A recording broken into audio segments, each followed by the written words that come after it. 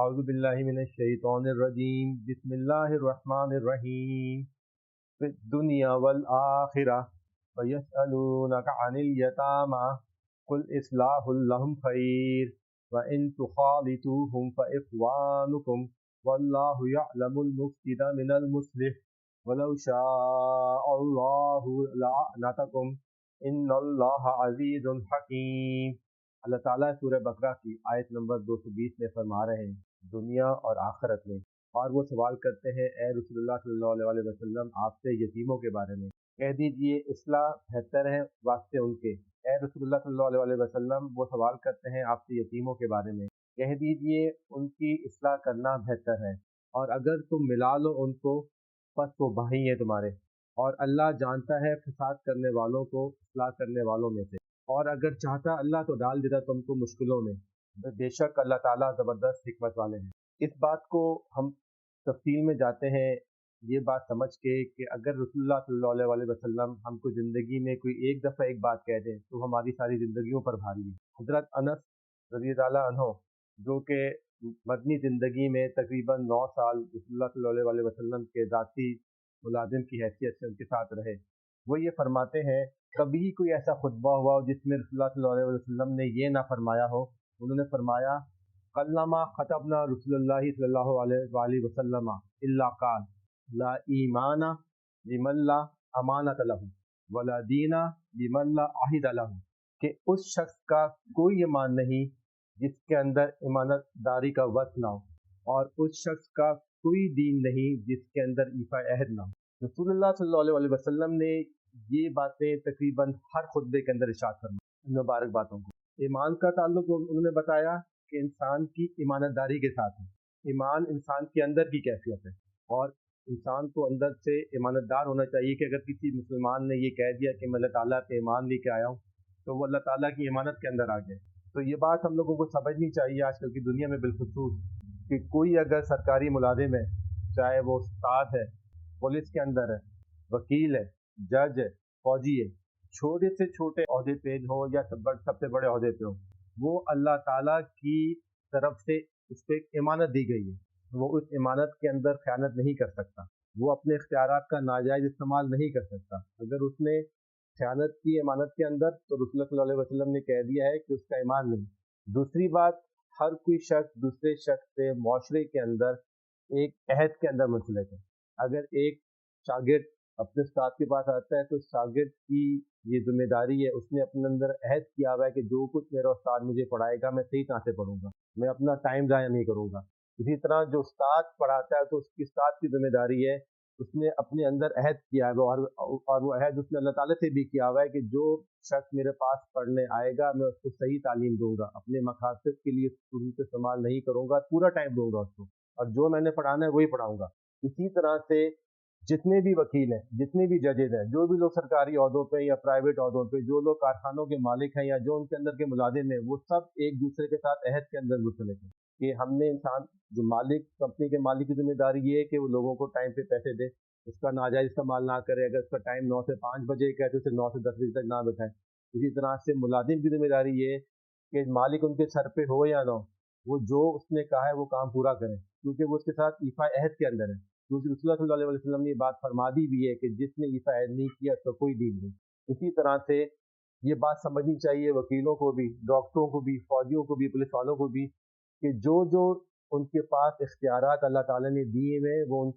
اللہ تعالیٰ سے ان کے پاس امانت ہے ان کی، اور وہ اللہ تعالیٰ کے ساتھ ایفا عہد میں یا اس ریاست کے ساتھ ایفا عہد کے اندر منسلک ہیں اور اس کو ناجائز استعمال نہیں کر سکتے۔ اگر وہ ایسا کریں گے تو اللہ تعالیٰ کا عذاب ان پہ ہوگا۔ لیکن آج کل دنیا میں جو اللہ کے قانون ہیں وہ ہم کو نظر نہیں آتے، وہ ہم کو نظر کبھی کبھی تو آتے ہیں لیکن وہ بالکل نظر آئیں گے جب یوم آخرت کا دن ہوگا۔ دوسری بات، یہ بات ہم نے کیوں کہی ہے؟ کیونکہ یہ ہے قرآن کی روح۔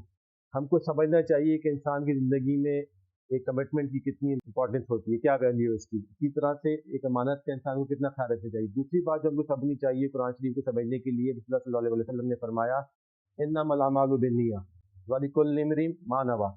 کہ بے شک عملوں کا دار و مدار نیت کے اوپر ہے، اور انسان کو وہی ملے گا جس کی اس نے نیت کی۔ اگر یہ چیزیں ہم کو سمجھ آ جائیں تو ہم دین کو مزید آسانی کے ساتھ سمجھ سکتے ہیں، کیونکہ بنی اسرائیل کے ساتھ کیا مسئلہ ہوا، ان کے پاس سارے قوانین تورات کے اندر موجود تھے، लेकिन उसकी रूह ख़त्म हो गई थी। उनको इस चीज़ की समझ ख़त्म हो गई थी कि इफ़ाहत का मतलब क्या है। उनको ये चीज़ समझ ख़त्म हो गई थी कि अमानत क्या होती है। उनको ये चीज़ समझ ख़त्म हो गई थी कि इंसान की नीयत क्या है। ये जो अभी हमने आयत मुबारका की तिलावत की और उसका तर्जुमा किया, इससे पहले जो बिल्कुल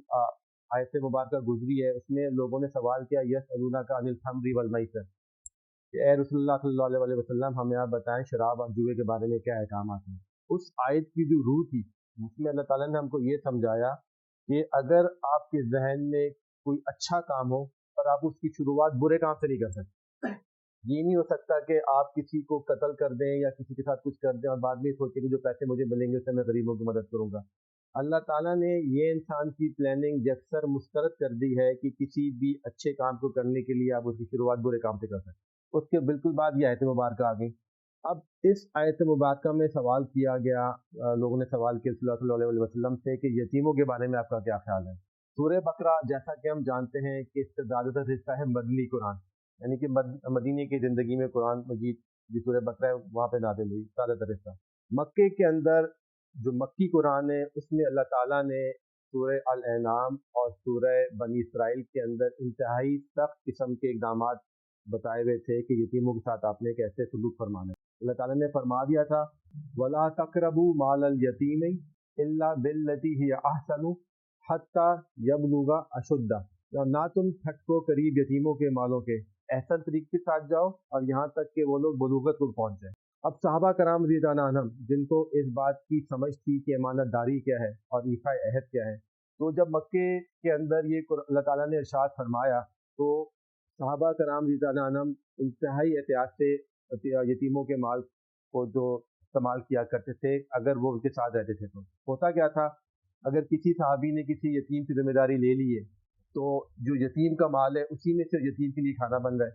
और दूसरे जो साहबा कराम के साथ खानदान वाले हैं वो उसके अपना खाना अलग बना रहे हैं। कपड़ों के अंदर भी ये चल रहा है। गो के हर किस्म के जो मामूलात थे वो यतीमों के ख्याल करने के लिए उनके लिए बिल्कुल अलग कर दिए गए थे। अब अल्लाह ताला किसी को यतीम ना फरमाए, लेकिन हम ये जानते हैं कि अगर कोई शख्स खुदा न खास्ता यतीम हो जाता है तो उसकी तबीयत पहले से ज़्यादा हसास हो जाती है। जब यतीम लोग ये देखते थे कि हमारा खाना भी अलग बन रहा है और चीज़ें भी सबको अलग तरह से बर्ताव किया जा रहा है, जो कि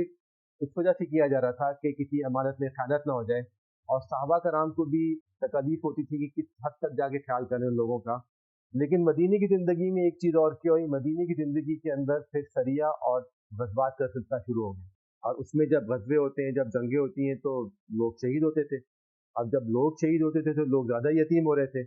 अब हमने जितने सवालात का मुताला किया है अब तक जो सूरह बकरा के अंदर आए, हमको ये बात समझ आती है कि जब सवाल किया गया कि मुक़द्दस महीनों में जंग के बारे में क्या ख़्याल है, मुक़द्दस जगहों पे जंग के बारे में क्या ख़्याल है, तो उसमें सवाल करने वाले 2 किस्म के लोग थे। एक तो वो लोग थे जिनकी नीयत बिल्कुल साफ़ थी, वो सिर्फ़ समझना चाहते थे दीन। लेकिन क्योंकि मुआशरे के अंदर अलग ऐसे लोग भी होते हैं जो कि शर चाहते हैं। उसमें कुछ लोग ऐसे भी थे कि वो मुसलमानों को कमज़ोर करना चाहते थे कि जी आप मुक़द्दस महीनों में कैसे जिहाद कर सकते हैं, आप लोग मुक़द्दस जगहों पर जाके कैसे जिहाद कर सकते हैं। तो ये सवाल भी कुछ मिक्स किस्म की सूरत-ए-हाल में सामने आया। वो लोग जो जंग नहीं करना चाहते थे और वो चाहते थे कि मुसलमान मक्के पे हमला ना करें और मक्का को जो है दोबारा से आज़ाद ना कराएँ, उन्होंने ये कहना शुरू कर दिया कि अगर आप जंग करेंगे तो लोग शहीद होंगे और फिर लोग और यतीम होंगे। तो अब यतीमों को सँभालना उस माशरे में पहले एक मसला है, तो फिर कैसे आप जो है जब ज़्यादा यतीम हो जाएँगे तो कैसे उनका इंसाफ करेंगे? तो फिर अल्लाह ताला ने फरमाया, और मक्की की जो कुरान ने यतीमों के बारे में हिदायत की उसको थोड़ा नरम किया, और इसकी मज़ीद तफ़सील आगे सूरह निसा में आएगी इंशाअल्लाह ताला। तो अल्लाह ताला क्या फरमाते हैं, और वो सवाल करते हैं रसूलुल्लाह सल्लल्लाहु अलैहि वसल्लम आपसे यतीमों के बारे में, कह दीजिए कि उनकी इस्लाह बेहतर है। व इन तुखालितूहुम, और अगर तुम इनको मिला लो फ़इख्वानकुम, और वो तुम्हारे भाई हैं। अब इसका जो तफसीर है कुछ उलमा कराम ने ये कही है कि और अगर तुम निकाह कर लो उनकी बेवाओं से तो जो यतीम बच्चे हैं उनकी परवरिश एक तरह से अच्छी हो जाएगी। और हम ये बात देखते हैं, अब तो ये चीज़ कुछ कम होगी हमारे माशरे में। आज से 20, 25, 30 साल पहले तक जब किसी खानदान में किसी का इंतकाल हो जाता था तो औरत की शादी आमतौर पर उसके छोटे भाई या किसी और भाई से कर दी जाती थी ताकि उनकी बच्चों की परवरिश अच्छी हो जाए। तो वही हिदायत अल्लाह ताला वहाँ भी दे रहे हैं, और अगर तुम निकाह कर लो उनकी बेवाओं से तो बेहतर है वास्ते यतीमों के। लेकिन ब्रैकेट में ये बात भी चल रही है कि उनका माल फिर भी तुम लोग इस्तेमाल नहीं कर सकते उनकी इजाज़त के बगैर। یہ اللہ تعالیٰ نے ایک طرح کی آسانی پیدا کی ہے تاکہ یتیم بچے یتیم نہ رہیں اور بیوائیں جو ہے وہ بیوائیں نہ رہیں، ان کی شادیاں ہو جائیں۔ واللہ یعلم المفسد من المصلح، اور اللہ تعالیٰ جانتے ہیں فساد کرنے والے کون ہیں اصلاح کرنے والوں کے اندر سے۔ یہ بات ہم کر چکے ہیں کہ یہ سوال کس بنیاد پہ معاشرے میں شروع ہوا۔ کچھ تو لوگوں نے سوال کیا جو کہ واقعی دین سمجھنا چاہتے تھے، لیکن کچھ لوگ ایسے بھی تھے جو چاہتے تھے جس سے جنگ نہ ہو، وہ اس طرح سے فساد پھیلا رہے تھے کہ یتیم ہوں گے تو یتیم کو بارے میں کیا ہوتا ہے۔ اللہ نے اعلان کر دیا، بتا دیا، اور اللہ تعالیٰ جانتے ہیں کہ تم میں فساد کرنے والے کون ہیں اور تم میں سے اصلاح کرنے والے کون ہیں۔ اور اگر ولو شاء اللہ لأعنتکم، اور اگر چاہتا اللہ واسطے تمہارے مشکلات کر دیتے۔ مشکلات یہ بھی ہو سکتی تھی کہ بیواؤں کی شادی کی اجازت نہ ملتی، یتیموں کے بارے میں وہی احکامات رہتے کہ تم ان کا مال نہیں چھو سکتے جب تک کہ وہ بڑے نہ ہو جائیں، اور ان کے ساتھ اور بھی اللہ تعالیٰ کچھ ہدایات دے سکتے، لیکن اللہ تعالیٰ نے یہاں پہ آسانی کر دی اور یہ بتا دیا کہ ان کی خیر بہتر ہے۔ اللہ تعالیٰ نے یہاں پہ چیز کھول کے رکھی کہ خیر بہتر ہے، یہ چیز کی فکس نہیں کی کہ ایک یتیم کو کتنے کھانا دینا ہے دن کے اندر یا کس طرح کے کپڑے اس کو مانا طور پہ دینے، کیونکہ ہر یتیم کا معاملہ دوسرے سے فرق ہوتا ہے۔ کچھ لوگ ہوتے ہیں جو جسمانی طور پہ کمزور ہوتے ہیں، ان کے لیے الگ معاملات ہیں۔ کچھ لوگ ہوتے ہیں جو جب ان کے والد کا انتقال ہو جاتا ہے تو زیادہ طبیعت ان کی حساس ہو جاتی ہے، ذہنی طور پہ کمزور ہو جاتے ہیں یا نفسیاتی طور پہ کمزور ہو جاتے ہیں۔ تو اللہ تعالیٰ نے یہ ان کو کہہ دیا کہ ان کی خیر بہتر ہے تمہارے لیے، وہ خیر جس طرح سے تم لوگ صحیح نیت سے سمجھو، انما الاعمال بالنیات، ان کی خیر بہتر جیسے تم کو خیر سمجھو۔ مزید اللہ تعالیٰ فرماتے ہیں آخر میں آیت مبارکہ میں فرمایا ان اللہ عزیز الحکیم، اور بے شک اللہ تعالیٰ زبردست حکمت والے ہیں۔ اب یہاں پہ عزیز الحکیم مرکب توصیفی آج ہم کریں گے انشاءاللہ، اللہ تعالیٰ کی صرف بیان کی گئی ہے۔ یہی العزیز الحکیم ہو تو اللہ تعالیٰ کے نام آ جاتے۔ جب مرکب توصیفی کریں گے تو ہم کو اس بات کی سمجھ آتی ہے کہ صرف جو ہے وہ موصوف کے تابع ہوتی ہے، لیکن جو موصوف کی پہچان اس کی صرف سے ہوتی ہے۔ اب یہاں ہے عزیز الحکیم، یہ حکیم ہے تو عزیز ہے اللہ تعالیٰ۔ اس چیز کو ہم لوگ دنیا کے اندر جو قوانین انسان بناتا ہے یہ صرف اللہ تعالیٰ کی ہے، صرف یہ کسی شخص یا کسی مخلوق پہ لاگو نہیں ہو سکتی، کیونکہ عزیز کا مطلب یہ ہے کہ جتنا بھی اختیار ہے اختیار کل وہ اس شخصیت کے پاس ہوتا ہے۔ ہم نے دنیا میں یہ دیکھتے ہیں کہ جتنے بھی قوانین بنتے ہیں چاہے وہ مغربی ملکوں میں ہوں یا مشرقی ملکوں کے اندر ہوں، کوشش وہاں پہ یہ کی جا سکتی ہے کہ اختیار کل کسی ایک شخص کے پاس نہ آ جائے، کیونکہ اگر اختیار کل کسی ایک شخص کے پاس آ جاتا ہے تو وہ پھر اپنی مرضی سے جو چاہے وہ کر سکتا ہے اور طاقت کا ناجائز استعمال۔ تو اللہ تعالیٰ ہم کو سمجھا رہے ہیں ان آیات میں کہ کس طرح سے معاشرہ آپ اچھا بنا سکتے ہیں اور کس طرح سے معاشرے کے اندر ایک شخص کی دوسرے شخص کے ساتھ ذمہ داری ہے، اور ایک عہد کیا ہوا ہے جو بھی شخص کسی چیز کسی دوسرے کے ساتھ منسلک ہے۔ تو اللہ تعالیٰ توفیق دے ہم کو ان چیزوں کی سمجھ آئے اور اس چیز کو ہم لوگ اپنے معاشرے میں آگے پھیلا سکیں۔ صدق اللہ العظیم۔